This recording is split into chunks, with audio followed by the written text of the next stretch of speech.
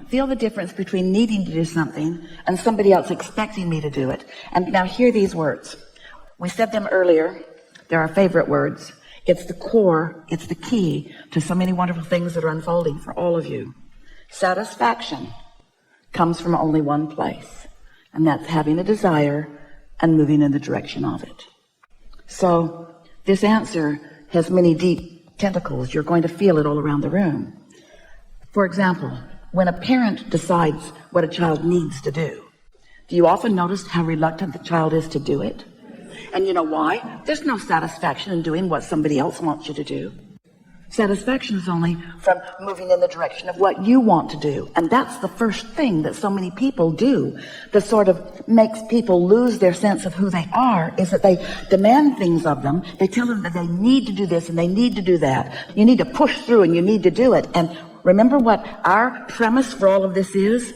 The amazing pleasure of non-resistant thought.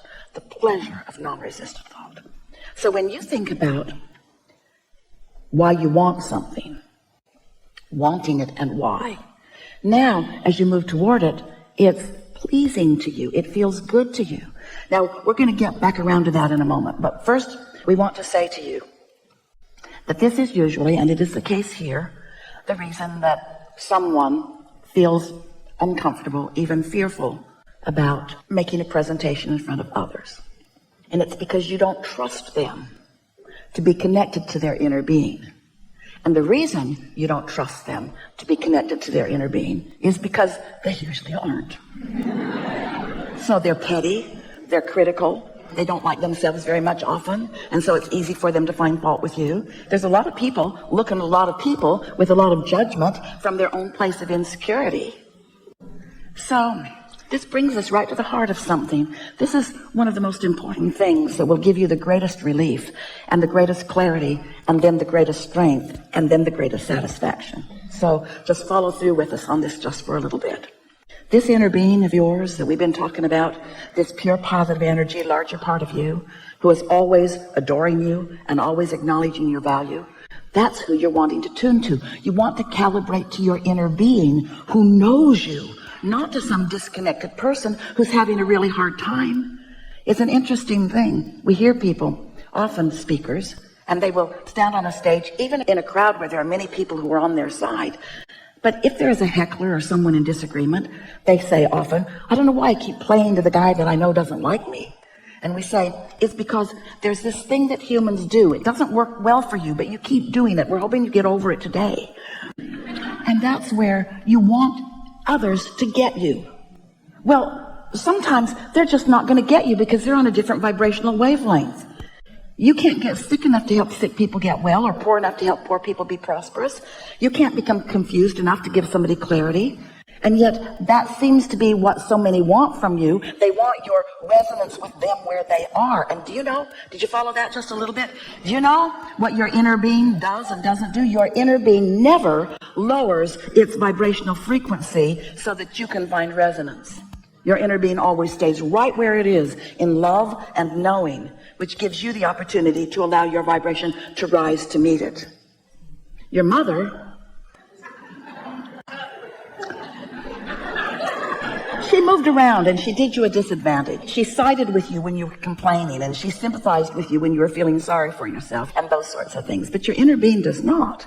And so when you decide that you're going to reach for the way your inner being feels about the subject of your presentation, and that's not just going to be the dominant thing that you care about, it's really the only thing that you care about. You're going to be tuned in, tapped in, turned on, and you're going to be good at what you do, and you're going to deliver what you have to say, and you're going to love every minute of doing it because there's no resistance within you. You see what we're getting at?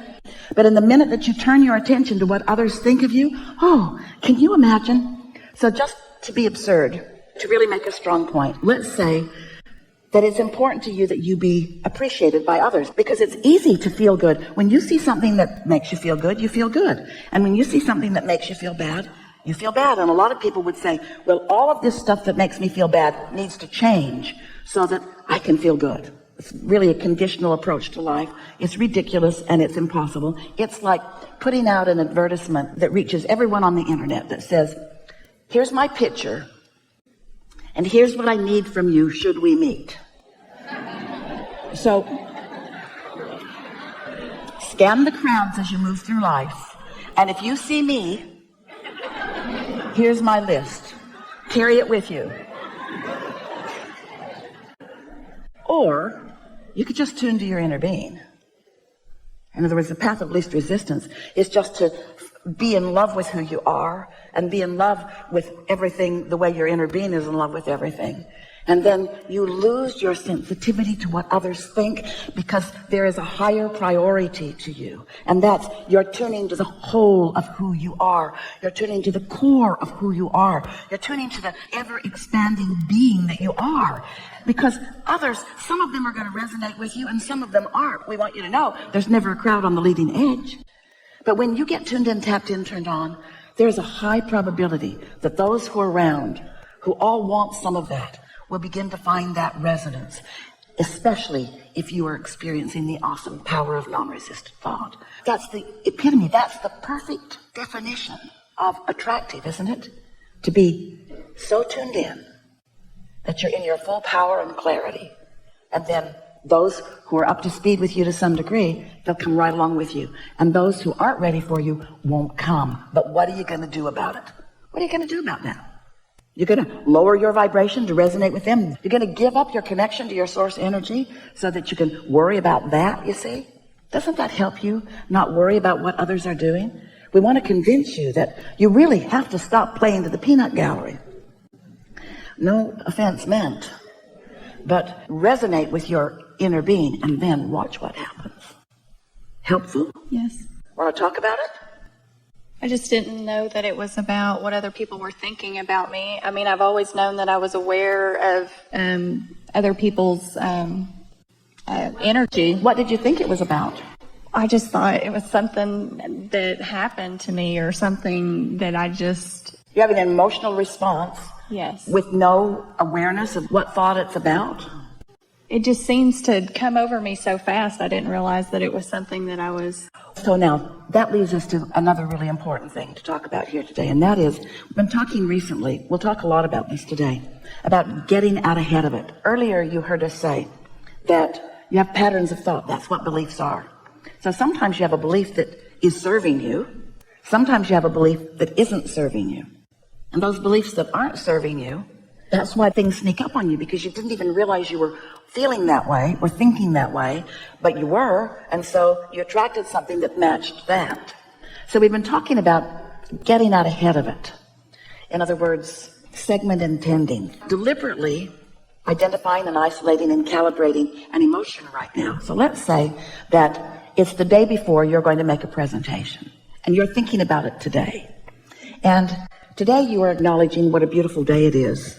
And you're acknowledging how good you feel in the world and how good you feel in your body and how happy you are in life and how nice it is to be an uplifter and a teacher and how eager you are about these things. And because this presentation is tomorrow, it's easier for you today to identify those things and sort of prime the pump and get the energy moving about them. You might even go so far as to acknowledge how happy you are to have this role that you get to play tomorrow, and how eager you are to see how it plays out, and how much fun that it could be, how much fun that it will be. And so just by having those thoughts here today, with little or lesser resistant competition about them, you have gotten out ahead of it. You follow that? So tomorrow, we promise you, will go better for you than it would have had you not done that. That's what we call getting out ahead of it. Meditation accomplishes that too, because when you quiet your mind, you stop thought. And when you stop thought, your vibration rises. So now, this idea of getting out ahead of it, we want to point out, Esther catches herself doing this almost every day about something, getting out ahead of it in the opposite way that she means to. Just now, we would say, that's co-creation at its best. Those thoughts that we were encouraging about what's going to take place tomorrow, but acknowledging how good you feel today. That's co-creating at its best. You and the universe and your inner being. But sometimes, if you have a worrisome thought, like, it just comes over me so fast, I don't know what happens. I just remember that I get prepared and I think I'm ready and then I'm not. Don't do that, because that's the opposite of what we're talking about. But it is getting you ready for something. It is preparing you for the next segment, but it's preparing you for a segment that you're not going to enjoy that much when you get there, you see. So when you start getting a handle on this and you start getting out ahead of it deliberately when it's easier, and then you start noticing how much better things go for you because you're out ahead. Esther has a notebook, a stack of notebooks now. And she decided to take this a little bit to an extreme. And so she is segment intending almost every segment of her life experience these days by sitting and writing for about 60 seconds about the next segment that she's moving into. Back in the very early days, Jerry asked, Abraham, are there any laws of the universe or anything that if we could really get a handle on, it would help us to understand how all of this works? And we said, there's the law of attraction, and then we defined it. You're a vibrational being, and as you emanate a signal, you will attract like to you. The second law we called the law of deliberate creation. That's where you think on purpose. You can do it by default. That's what most people do. They look over there and they think about that, and they look over there and they think about that. But very few people are guiding their thoughts according to their guidance systems, because very few people are trying to harmonize with the larger part of them. They don't even know that larger part exists sometimes. And they certainly didn't realize that that larger part of them is thinking right here, right now about what they're thinking about. The law of deliberate creation. Paying attention to your emotions and thinking in the direction of what you want as your inner being does. The third is the law of allowing. That means I have isolated and identified and calibrated my frequency to the frequency of my source. So I have the clarity and the knowledge of all of that inside. And then the fourth, we said, was segment intending. You're moving into a new segment all the time. When the phone rings, new segment. When you're at the dinner table and all of you are there except that one who's always late, and then that one gets there, new segment. Constant new segments, new segments, new segments. And if you will stop and identify what you most want from this segment, you activate within yourself. You cause yourself to be one of the cooperative components that is already gathered. In other words, your inner being has already gathered cooperative components. Often you're the only holdout. But when you segment intend, often it causes you to be a cooperative component. So segment intending, Esther will write segment. Brush my teeth, put on my face, and comb my hair. That's her segment. Takes 30 minutes. Segment. And then she will write, I feel such appreciation for this lovely space in which I can prepare myself for the day. I love this music that is playing right here and now. I love these products. Took me a while to find them. I really, really like them. I like the way this smells. I like the way this smells. I like the way this smells. In other words, just looking for things to feel good about and setting her vibrational frequency for well-being, for attraction. And then the next segment, make my bed and move the stuff back where it belongs. 30 minutes. Just focusing with deliberate intent for the purpose of activating genuine, not fake, genuine appreciation for something that she's focused upon. It gets that momentum going. You spend a day identifying what you like about this and what you like about this and what you like about him and what you like about her and what you like about this, what you like about that. Pretty soon you've got a point of attraction going where the entire world seems like they got your memo. When you see me do this, it's like they got the memo. And those that are not a vibrational match to this pure positive energy stream that you've got going, they bounce off of you. It's like they're not even in the same world that you're in. While those that have components that match up with some of the things that you've got actively flowing through you come into your experience.